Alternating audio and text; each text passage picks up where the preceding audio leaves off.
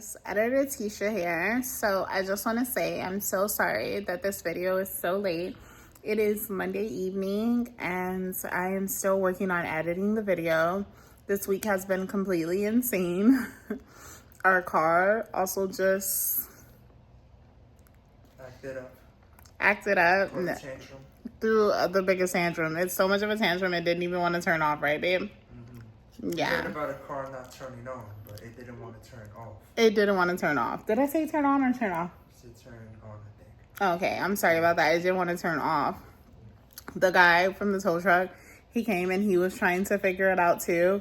He was struggling with it. Then, babe, were your nerves like wrecked watching him pull it out? My nerves were just already scorched already. I was already out of commission. I was watching him pull it out and I was like, no, I need to go sit somewhere else because watching him pull this car out is gonna like drive me insane. Like my anxiety is too high. I've not eaten all day. That's another thing, right, babe? We ordered food. You can tell them that. I don't even want to. Don't tell them? Okay. No, you could tell them that, but I don't even want to, be engaged in that. Okay. We ordered food. That's how we figured out our car was messed up. He was going to go pick it up. He calls me. He's like, babe, the car won't turn off. And so then I was just like, what do you mean the car won't turn off? So we spent like $60 to go pick up food just to not be able to go get that food. They refused to give us a refund. And then now finally the tow truck came, took our car. Now we just ordered food again. Hopefully they also lied to us the first place and said that they don't deliver, but on their website it says they do deliver. So it's just been one of those crazy days. I saw Gabe say Gabe got angry and he doesn't get angry. Right, babe?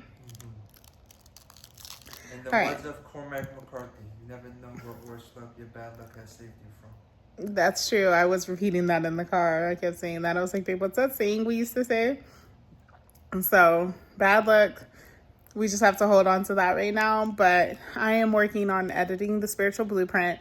I am trying to get it out. Hopefully it will be out soon. I'm so sorry for the delay. Just be patient with me. As I said before, sometimes life gets in the way. I got my handy dandy snacks. Trying to calm down. Hopefully tomorrow we find out what's going on with our car. Babe, what's crazier is our car is only 9 months old, right? Yeah. Not we've only had it for 9 months, but we bought it brand new. Gabe got it for us brand new. So there should be no problems with our car, but here it is, less than 25,000 miles and acting insane. And yes, we have put that mileage on them just because we've had to take a couple of trips back and forth to New York, driving, things like that. And not only that, but just my kids, their side of the family is so far away. So when we meet their dad, it's always a long drive. But thank you for having grace. I hope you enjoyed this video. Babe, say bye. Our car has been running for almost 3 hours straight. The tow truck is here to get it. And what's crazy is our car is not even a year old. We don't know what's wrong with it. It doesn't even have 30,000 miles on it. It's a cheap Grand Cherokee. So go buy this car. Unless you want to be stuck for 3 hours and wasting gas and paying for a tow truck and then paying for whatever's wrong with it when there shouldn't be anything wrong with it.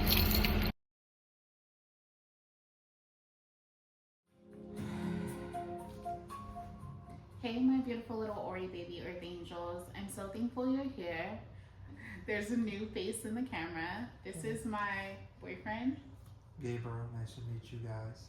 Pleasure to be here. So, whether you're joining us on your morning walk, driving to work, or sitting alone wondering if anyone really understands what you've been carrying, I want you to know there's a seat waiting for you here, always. Today, we're going to be talking about boundaries. This isn't just another episode about learning to say no. Honestly, I don't even think boundaries are really about saying no anyways. I think they're about finally learning to say yes to what your truest self desires. Have you ever loved someone so much that little by little you disappeared? You become everything they needed, their helper, fixer, peacemaker, the one who always understands or never asks for anything back. You give and give because somewhere inside you, you learned love had to be earned. That used to be me. I believe that if I loved people enough, if I forgave enough, if I proved my loyalty, eventually they would choose me too. I wasn't looking for perfection or applause. I was looking for kindness. I just wanted someone to love me gently. I needed somewhere to belong. I kept giving every piece of myself with the hopes that one day anyone would hand those pieces back wrapped in love. But realistically, that's not what happened. Instead, I became exhausted, confused, and resentful. Not because I loved too much, but because I had never been taught some love had to end for my own betterment. And so self-abandonment began. If no one ever taught you either, or maybe you grew up believing that adults were always right, or that saying no was disrespectful, and keeping the peace mattered more than telling the truth that being good meant making everyone else comfortable, even if you weren't, you deserve to hear this. This is for you. You weren't weak, you weren't naive, you were simply surviving with the lessons you were given. And today we're going to begin learning new ones. So grab your favorite drink, don't forget those snacks. Sit back, get cozy, take a few deep breaths, and let's dig in. So now we're gonna tell you what snacks we have here. Babe, you wanna go first? Start off with my Martinelli's apple juice. This drink is like an antidote to me. I love apple juice. I love this brand of apple juice specifically. As you can see, the snacks are perfectly arranged by Tisha. We have in the front and center, tear to open wrapper of Ritz. Behind it, Goldfish, and behind that we have some Doritos Cool Ranch and Ruffles. Basically chips here, you know? I want to keep it very casual. He likes all the processed stuff. Okay.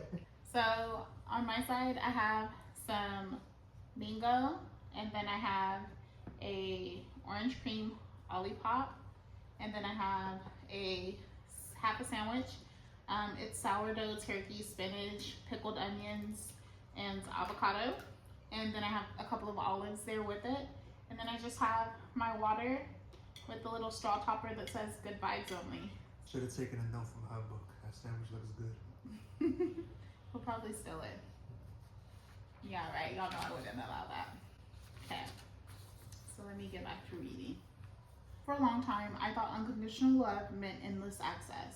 I believed loving someone meant always answering the phone, always showing up, always forgiving, always understanding, and giving one more chance, even if it hurt me, especially when it hurt me. Looking back, I can see something now that I couldn't see then. I wasn't actually trying to prove how loving I was trying to prove I was worthy of being loved. There's a massive difference. When I was younger, I carried this quiet belief that if I could be enough for everyone, maybe someone would finally want me. I'd finally be worthy of existence because I belonged somewhere and to someone. I believed someone else could hand me my own worth. So I accepted things I never should have accepted. I overlooked disrespect. I excused behavior that broke my heart, mind, body, and soul. I convinced myself that my ability to forgive would inspire people to become gentler with me. But forgiveness doesn't teach someone how to love you. Let me say that again a little louder for the Oris in the back. Forgiveness does not teach others how to love you. Communication does. Boundaries do. Accountability does. Of these things, I never learned to communicate. I certainly never learned that I was allowed boundaries. Yet, accountability was my best friend. I would take accountability for everyone around me. Even when I didn't actually understand, I'd blame myself for things I had no control over. There was a time in my mind when I confused self-sacrifice with love. In my mind, the more I gave away, the more valuable I could become. But I now know that love isn't measured by how much of yourself you lose. Love is measured by how truthfully you can remain yourself while in the presence of another. Okay, so originally I wanted to share a story about when I first began to realize that I was abandoning myself for the sake of love. Because Gabe's here, I guess we're just gonna have like a conversation back and forth about like maybe a time we both felt like that, or something that comes to mind in the sense of a time where we struggled with boundaries with a loved one, or for the sake of love. As I'm thinking, I'm trying to think of like one canon event where I've abandoned myself. Like I know there's been moments in my life though, with women that I've, felt head over heels for, where I just abandoned my own autonomy, trying to like, please don't want to become something that I'm not in hopes of, fitting in, like their wheelhouse of interest, I've just left my identity out or left who Gabriel was to the side. But I feel like sometimes I do get like that when I like really like somebody. Last week we were talking about masks. You try to pretend to be someone else or forget who you are in hopes of, keeping the interest of another person. And then those masks start to slip. And then it's kind of like not only the resentment from the person wearing the mask because they never really feel accepted, but also then resentment from the partner that was witnessing the person wearing the mask, because it just feels like the relationship is then poisoned, because nobody feels like they're sitting with any type of foundation of truth. Piggybacking off of, how masks can be poisonous to the relationship, because you're abandoning boundaries to impress someone. I really was thinking like he would talk about when we first got together, and how my little cousin was living with us. I feel like that was a time where he really like abandoned his boundaries, and how it kind of gave resentment for me or towards me, because of that situation. I didn't know how to voice my boundaries. Thank you. Or exactly what we're going to talk about here. Boundary, like abandoning your boundaries comes out of fear. And in relation, you didn't voice your boundaries because you always say you didn't want to tell me these things because you were afraid of losing me. Yes. A time that I abandoned my boundaries for love was when, as you know, your cousin stood with us for a certain amount of time, with some personal issues that happened, that her cousin ended up, staying with us for a little bit longer, an extended amount of time than what was expected. And at first, I was lenient with it though, because I didn't really expect it to really go as far as it did. But once the sense of Babe, I'm gonna just interrupt very quick. Yeah. So keep your train of thought. Okay. But I just want to say, because he wasn't, like he's saying, he was lenient about these boundaries being tested, because he wasn't expecting it to go on. I want to say that's typically what happens. It's not usually people are evil. It's just they see something, like you're allowing something to happen that's making their life easier. So they're gonna keep trying to feed off of that or cling to that for as long as they can, because it makes things easier for them in the long run. Mm-hmm. Okay, go ahead. And Sorry. just, echoing off of what she's saying, I didn't voice my boundaries. I should have told in the beginning I don't feel comfortable with this, because not only did it affect my peace of mind, but it also affected me financially too, to take care of someone else that wasn't my responsibility. And I'm not gonna go into the whole, details of what happened. It's a pretty unique situation of how this transpired. But to make a long story short, my boundaries, I abandoned them, thinking that this individual, your cousin, was gonna only stay for just a short amount of time. And just somehow it just kind of snowballed into her staying over an extended amount of time. Now, immediately, somewhere between, then and now, I could have, pulled the plug, which, like, there was attempts to pull the plug and, having her, like, go out or just, like, leave the house though. But again, certain circumstances of her finding housing or just, other personal issues that made her stay in the household. From then and now, through her staying through that extended amount of time though, it did, bring a very uncomfortable sense to the living situation, because of course one naturally would think that you're being taken advantage of, or there's another person in your house eating up the food and things like that. I know very like selfish thoughts are very necessary thoughts, but these were the thoughts that were going on in my mind though. And if I would have voiced my boundaries sooner than later, it would have not spiraled into this situation.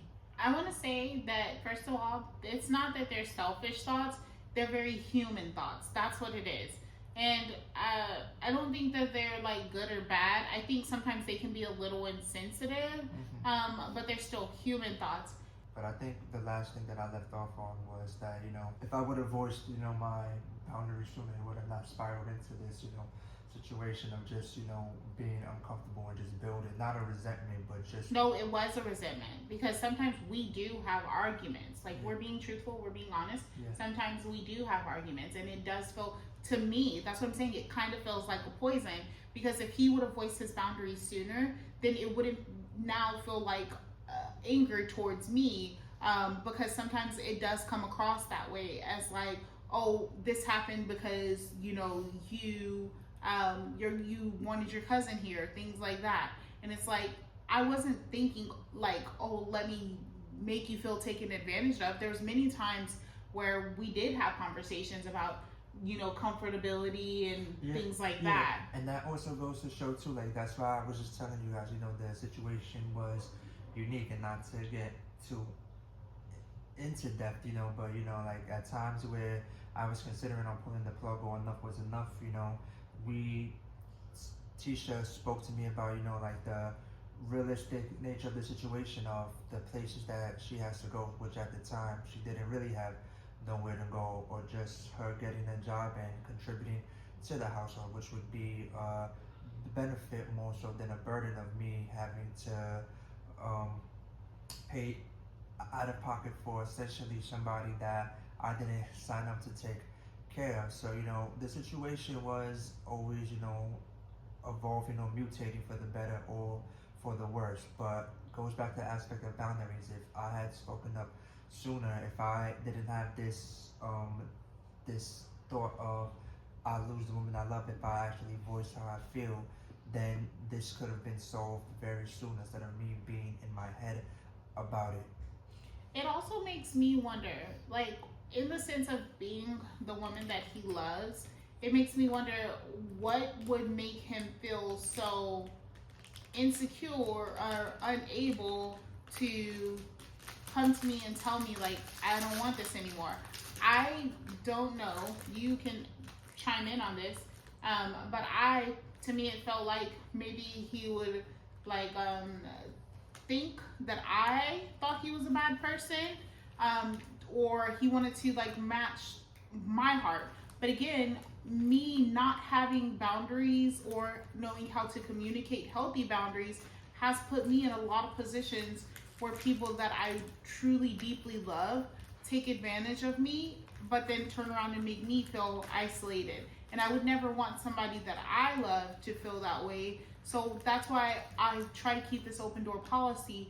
Tell me what you're really feeling. Let's come to a compromise, and let's, try to figure out how we can solve this so that way everybody in it is kind of, feels safe and secure. Everybody has a plan. There's some kind of plan in action that maybe we can't immediately resolve it, but the goal is to get to where we can resolve it all. And that's the thing though, because this happened when we first got together basically. When you first get together with somebody, you want to make a great impression, and you don't really know the individual just yet. There's still layers. So all this happened at the advent of our relationship though, and I didn't want her to think that my heart was pure as her heart is. And at first though, I really didn't mind, because like I said, I thought it was just for a short amount of time given the unique situation and circumstances. But as time progressed, I realized that this was getting very much almost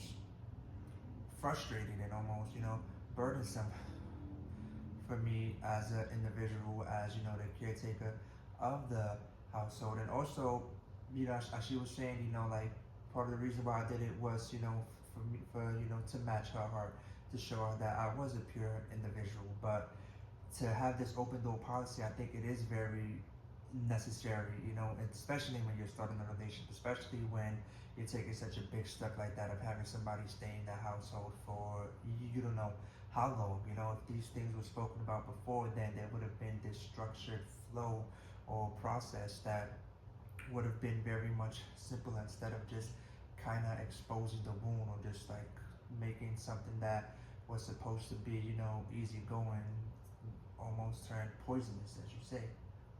And I think that if because there was times we did talk about it in the beginning. How long are you planning to stay? You know, what's the limit? But again, there was times where me and him would talk about one thing. Then when it was the three of us, it would change to something different.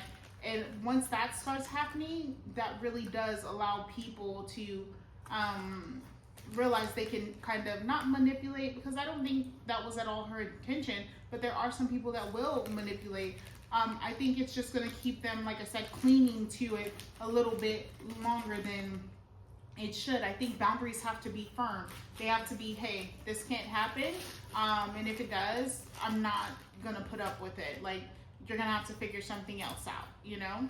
And I think that's what boundaries can't continue to be push, or they can't be ever expanding. And I think that's what I'm learning. I've kind of abandoned my own boundaries for people that I loved all of my life, if I'm being honest. But I think the most prominent time, the most obvious time, was about 2026 to 2020. I was in, 2016. Oh, what did I say? 2026. Oh, okay. Yeah, no, still 2026. No, I'm joking. 2016 to 2020. I was just in back-to-back, like, extremely horrible relationships. I had a male partner that was very toxic. He's actually from New York, just like Gabe. And then I had, he was not healthy for me mentally, or maybe not physically either, but definitely not verbally. But I guess I'm kind of struggling with physically, because as a person with autism, there was just certain things that he would do that for people with autism or some autistic individuals, it helps to calm our nervous systems. And because I had never had anyone in my life kind of handle me in that way, I would often cling to him because he had the ability to soothe my nervous system with those kinds of like touches or holds that he would put me in. Like, he'd always put me in this like tight grip hold, and the longer he would hold me in that position, the more calm I would become. Especially whenever I was like really worked up. Until my mind just completely like went blank. I don't believe that he was a bad person. I just believe that, hurt people, and he was struggling with his own mental health. And in turn, it was really affecting me. A lot of things that, like, he saw a lot of ugly sides of me, and he still loved me through those things. He still showed up for me for those things. It was just like with him, it was easy to be angry and he would still come back afterward. It always felt like turning into someone that I didn't want to be whenever like that would happen with him. And then my partner after him was a female, and we kind of had a similar situation, but it was even more toxic because we were both mentally like struggling. She had her own, mental health conditions that she was living with, and then just being in that same energy, sharing that energy with her. A lot of times we believe, oh, we can fix this person, or we can love them enough, or we can, prove to them that we're going to be loyal enough, that it's going to help them find peace. But that's not true. If they can't lead themselves to peace, there's no peace to be found.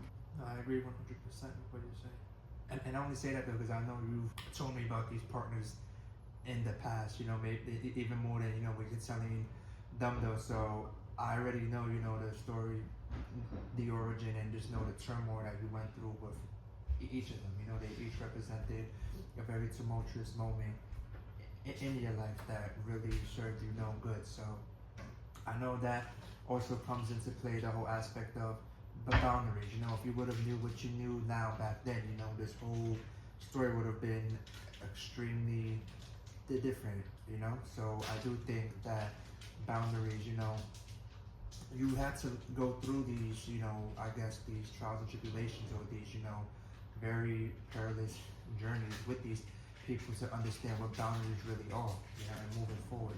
That's 100% true. And piggybacking off of, you know, you saying about if I had known then what I know now, then it would have saved me so much time. Um, like, you know, all about my court stuff, and that took like 5 years of my life, and I still have to put up with it for another like year or two. But if I would have had boundaries then, I wouldn't have invested so much into either one of them.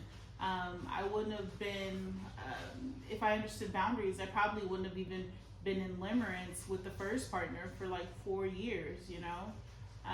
But it's a learning curve, and boundaries are not something that you can, that you learn overnight. These are things you have to go through, and unfortunately, you have to experience firsthand to know what you want and what you don't want. That's 100% true. No continuity. Oh, but wait, let me see. There's pickled onions on there. Bub said he didn't like them. If you need that too. The mango, definitely. Here. Pull on your pants! So if boundaries aren't about becoming cold and they aren't about pushing people away, then what are they? Let me create an image for you that might completely transform the way you understand love.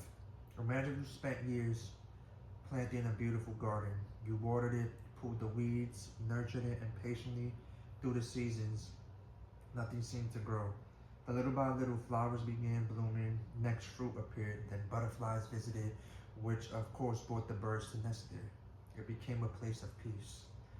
People began walking through your garden for mental refuge. Some admired the flowers, some snuck a little of the most beautiful fruit. Most sat and enjoyed its beauty. But others stomped through the flower beds. They pulled up the plants and left their trash behind. Not only because they're cruel, because no one ever taught them how to care for beautiful things. They never understood how devastating their actions could be. But if you built little fences around the flower beds or along the areas you did not wish to be destroyed, would that make you selfish? Or would it simply mean you finally understand that beautiful things deserve protection? That's what boundaries are. They are not walls around your heart. They are the fences around the spiritual garden you spent your life growing.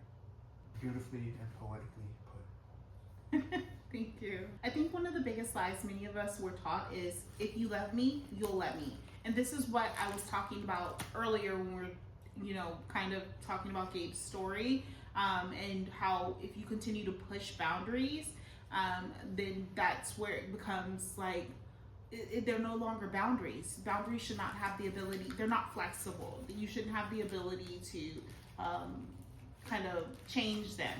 I think that when you're in the phase where you can kind of still negotiate what's what, or you can kind of come to an agreement about what can be done, what can't be done, that's not really boundaries. Boundaries are like, no, don't want to go there because this is in place to protect me. You can't drive through a fence. You shouldn't be able to drive through boundaries or push through boundaries. I think one of the biggest lies many of us were taught is this: if you love me, you'll let me. You'll let me waste your time or disrupt your peace. Let me interrupt your rest and speak to you how I see fit. You'll let me push your limits. You'll let me make my emergencies your emergencies.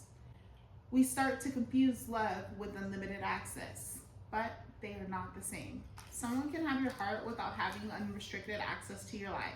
Read that again and stamp it on your heart. Someone can be deeply loved and still hear the word no, because no isn't the opposite of love. Sometimes no is how love protects itself. Let's talk honestly for a moment. Do we honestly believe people pleasing comes from being too nice? Digging deeper, I understand that it comes from fear. The fear that if we disappoint someone, they'll leave. If we say no, they'll stop loving us. That conflict automatically means rejection, or that someone else's discomfort is somehow our responsibility. People pleasing isn't kindness. People pleasing is often anxiety trying to keep us safe. When you say yes, even though your body's screaming no, you're not choosing love, you're choosing fear. Because somewhere inside you, you're still questioning, if I stop earning love, will anyone stay? That's a wound that deserved healing, that deserves healing. Picture yourself as a little child. You notice something very early in life. When I make everyone happy, they smile. When I don't cause problems, I'm praised. When I help, I'm noticed. When I'm quiet, I'm safe. Without realizing it, you begin collecting evidence. If I become who everyone needs, I'll be loved. Now, let's talk about the heartbreaking part. You grow up, your body changes, your responsibilities change, your address changes, but the beliefs often stay the exact same until we become adults, still trying to earn things that should have never required earning, like kindness, respect, gentleness, and love. My little hearticles, you never had to audition for those things. Healthy love was never supposed to be a prize. It was always supposed to be the foundation. Boundaries are an act of love. People think boundaries are punishments. This is why I think boundaries have been misunderstood. I'm setting the boundary because I'm mad. No. Healthy boundaries don't punish people, they teach people. This is how I can love you without abandoning myself. Because here's something I had to learn the hard way. If we keep saying yes while resentment quietly grows inside of us, we aren't actually protecting the relationship. You're slowly poisoning it. Resentment is what happens when our mouths keep saying yes after our hearts have already said no. Love needs honesty to breathe. Without honesty, love suffocates.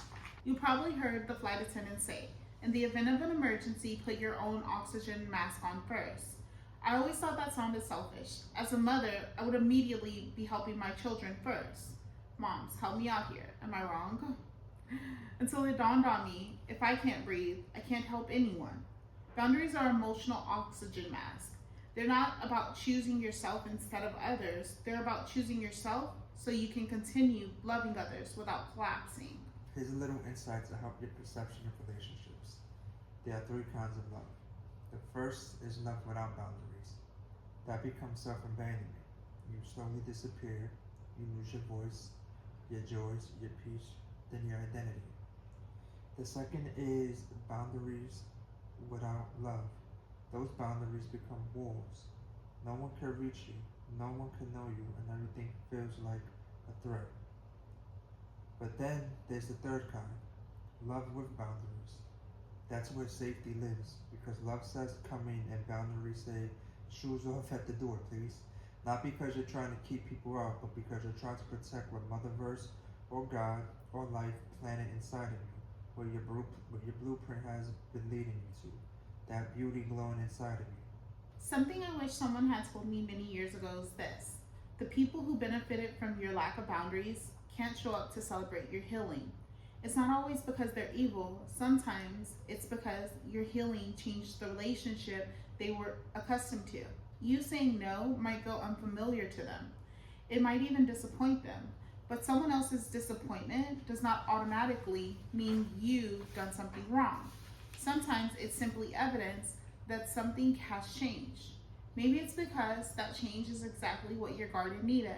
So boundaries aren't about building walls, they're about tending to a garden. If people pleasing isn't kindness, if fear is asking to feel safe, and if love shouldn't require us to disappear, how do we begin living differently?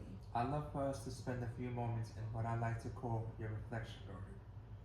Because simply questioning can sometimes lead to epiphanies.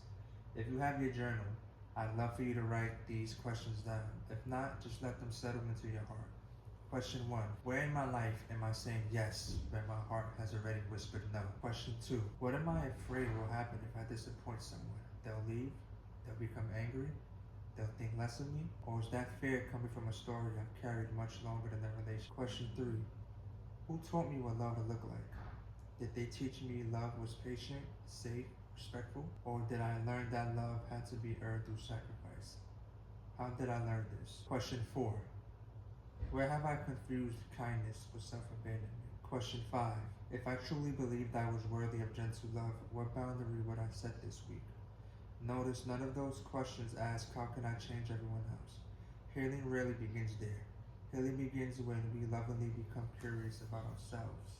One of the greatest misunderstandings about boundaries is believing they're something we build overnight. They're not. They take a lot of practice. I've been at it for the last 5 years, and I feel as though I'm barely touching the surface. The first time you say no thank you, your voice might shake. The first time you choose rest instead of proving yourself, you might feel guilty. The first time you protect your peace instead of keeping everyone else comfortable, you might question yourself. That's okay. You're learning a new language. For years, your heart spoke the language of survival. Now it's learning the language of self-respect. Give yourself grace while you become fluent. You don't owe perfection. You owe yourself patience. I want to leave you with one seed this week. Every morning before your feet touch the floor, place your hand over your heart.